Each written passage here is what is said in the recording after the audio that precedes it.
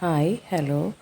இந்த அன்னைக்கும் நீங்கள் கவனிச்சிருப்பீங்க, முந்தின வீடியோலையும் 3 க்ரோ பேக்கில் வந்து மாமரம் வந்து மாந்தை வந்திருக்கும். அது எதுக்கு க்ரோ பேக்கில் நட்டு வச்சுருக்கேன் அப்படின்னு நீங்கள் நினச்சிருப்பீங்க. இது வந்து என்னோடய தம்பி வீட்டில் நின்ன 3 மாமரத்துலேருந்து 3 வெரைட்டி ஆஃப் மாமரம். அதுலேருந்து பழம் சாப்பிட்டுட்டு அந்த ரொம்ப டேஸ்டான பழமாக இருந்துச்சு. அதனால் இது 3ஐயும் நட்டு முளைக்க வச்சு, இது எங்களுக்கு ஒரு சின்ன தோட்டம் இருக்குது. அந்த தோட்டத்தில் கொண்டு வைக்கிறதுக்காக வேண்டி அது க்ரோ பேக்கில் வளர்த்தி வச்சுருக்கோம். கொஞ்சம் கூட வளர்ந்ததுக்கப்புறம் தோட்டத்தில் கொண்டு வைக்கணும். அப்புறம் இந்த அன்றைக்கி இஞ்சி நட்டப்போ இஞ்சி நட்டு வச்சு முளைச்சி இன்றைக்கி 3rd டே.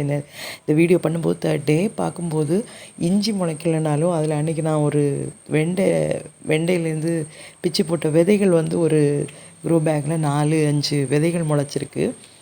இஞ்சியை இன்னும் வெளியே காணோம். அது ஒரு ஆர்வக்கோளாறில் போய் பார்த்தேன், அவ்வளோதான். இது வந்து எங்களுடைய குறுமிளகு செடி, நல்ல மிளகு. அதில் வந்து நிறைய திரிகள் விட்டுருக்கு. இது ரொம்ப பராமரிப்பு ஒன்றும் இல்லாமல் தான் நிற்கிது. ஏகப்பட்ட கொடிகள் கீழே வளர்ந்து அப்படியே கிடக்குது. அதெல்லாம் கட் பண்ணி பராமரித்தா இன்னும் நல்லா காய்க்கும்.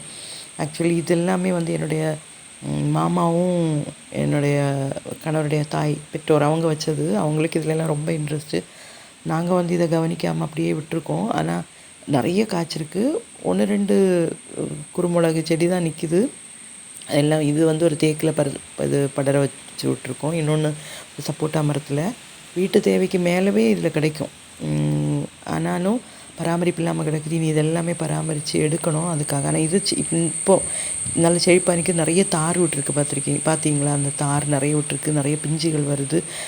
ஒரு சின்ன ஹார்வெஸ்ட் முடித்து அது காய வச்சுருக்கோம். அந்த மாதிரி இனி இதையும் நல்லா பராமரித்து எடுக்கணும். கீழே நிற்கிற அந்த கொடிகளையெல்லாம் வெட்டி களைஞ்சி அதை வந்து நல்லதாக வளர்த்தி எடுக்கணும் அப்படின்னு எனக்கு ஆசை. நான் இப்போ வெளியே வர முடிகிறனாலையும் கொஞ்சம் கூட இண்டிபெண்ட்டாக என்னால் மூவ் பண்ண முடிகிறனாலையும் இதெல்லாம் பண்ணணும் அப்படின்னு எனக்கு ஆசை.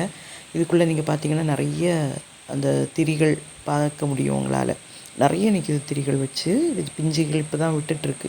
நல்ல வெரைட்டி, நல்ல காரமாக இருக்கும். அப்போது அவ்வளோதான் இன்றைக்கி. அடுத்த வீடியோவில் பார்க்கலாம். அது வரைக்கும் பாய்.